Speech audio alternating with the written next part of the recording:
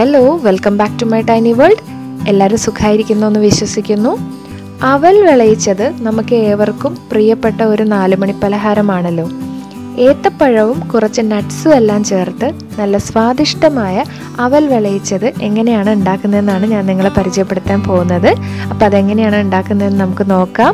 ആദ്യം ഞാനൊരു പാൻ നല്ലപോലെ ചൂടാക്കിയതിന് ശേഷം അതിലേക്ക് 1 ടേബിൾ സ്പൂൺ നിറയെ നെയ്യ് ഒഴിച്ചു കൊടുക്കുകയാണ്. നെയ്യ് നല്ലപോലെ ചൂടായതിന് ശേഷം അതിലേക്ക് കുറച്ച് അണ്ടിപ്പരിപ്പും ബദാമുമാണ് ഞാൻ ഇട്ട് കൊടുക്കുന്നത്. ഏകദേശം ഒരു 10 മുതൽ 15 വരെ നിങ്ങൾക്ക് എടുക്കാം. അത്രയും തന്നെ ബദാമും അത്രയും തന്നെ കാഷ്യൂം, അതായത് അണ്ടിപ്പരിപ്പും എടുക്കുക. അത് നല്ലപോലെ ഒന്ന് മൂപ്പിച്ചെടുക്കണം. അപ്പോൾ അത് ഏകദേശം ഒരു പാതി റോസ്റ്റായി വരുന്ന സമയത്ത് നമുക്ക് ഉണക്കമുന്തിരി ചേർത്ത് കൊടുക്കാം. ഒരു 2 ടേബിൾ സ്പൂൺ മുതൽ 3 വരെ നിങ്ങൾക്ക് എടുക്കാം. അത്രയും ഉണക്കമുന്തിരി ഇട്ട് ഇതിൻ്റെ കൂടെ ഒന്നുകൂടി നല്ലപോലെ ഒന്ന് റോസ്റ്റ് ചെയ്തെടുക്കാം. നല്ലപോലെ ഒന്ന് വറുത്ത് വന്നതിന് ശേഷം നമുക്കതൊന്ന് കോരി മാറ്റണം. നട്ട്സ് ഇത് തന്നെ എടുക്കണമെന്നില്ല. നിങ്ങളുടെ കയ്യിൽ എന്തൊക്കെ നട്ട്സ് ഉണ്ടോ അതെല്ലാം കുറച്ചായിട്ട് നിങ്ങൾക്ക് എടുത്ത് ഉപയോഗിക്കാം. അപ്പോൾ അത് നമുക്കൊന്ന് റോസ്റ്റ് ആയതിനു ശേഷം ഒരു പാത്രത്തിലേക്ക് കോരി മാറ്റാം. എന്നിട്ട് നമുക്ക് അതേ നെയ്യിലേക്കാണ് ബാക്കി ഇൻഗ്രീഡിയൻസ് ചേർക്കുന്നത്. അപ്പോൾ ഇതിലേക്ക് ഞാനിനി ചേർക്കാൻ പോകുന്നത് ഏത്തപ്പഴമാണ്. ഏത്തപ്പഴം ഞാനിവിടെ എടുത്തിരിക്കുന്നത് ഒരു വലിയ ഏത്തപ്പഴമാണ്. അപ്പോൾ വലുതല്ല എന്നുണ്ടെങ്കിൽ നിങ്ങൾ 2 ഏത്തപ്പഴം എടുക്കുക. അത് ഇതുപോലെ ചെറുതായിട്ട് നുറുക്കിയതാണ്.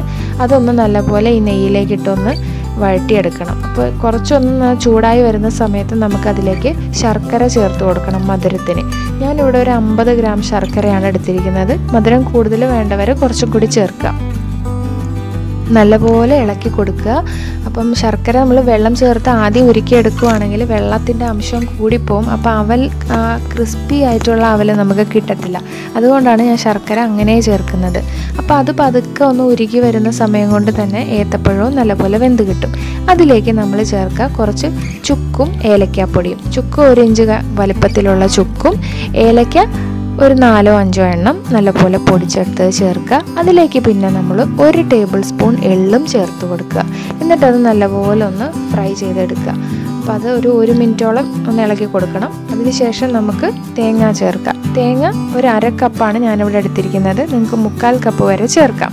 അതും നല്ലപോലെ ഒന്ന് ഇളക്കി കൊടുക്കുക. അതൊന്ന് വലിഞ്ഞു വരുന്ന സമയത്ത് അതിനകത്തുള്ള വെള്ളമെല്ലാം തേങ്ങ ഒന്ന് വലിച്ചെടുത്ത് നല്ലപോലെ ഒന്ന് ഒരു ഒട്ടി വരുന്ന പരുവത്തിലെത്തുമ്പോൾ നമുക്ക് നേരത്തെ വറുത്ത് വെച്ച നട്ട്സ് കൂടി ചേർത്തൊന്ന് നല്ലപോലെ ഇളക്കി കൊടുക്കുക.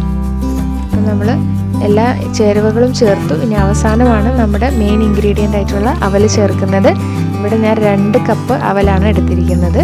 അപ്പോൾ അത് നല്ലപോലെ ഒന്ന് ചേർത്ത് ഇളക്കി യോജിപ്പിച്ച് കൊടുക്കുക. അപ്പം കുറച്ച് ഒരു 5 മിനിറ്റോളെങ്കിലും നിങ്ങളിതൊന്ന് റോസ്റ്റ് ചെയ്തെടുക്കണം. അപ്പം നല്ലപോലെ ക്രിസ്പി ആയിട്ട് വരും. അതിനകത്തുള്ള വെള്ളം എല്ലാം ഒന്ന് ചൂടായി വരുമ്പോൾ ഒന്ന് വലിഞ്ഞ് കിട്ടും.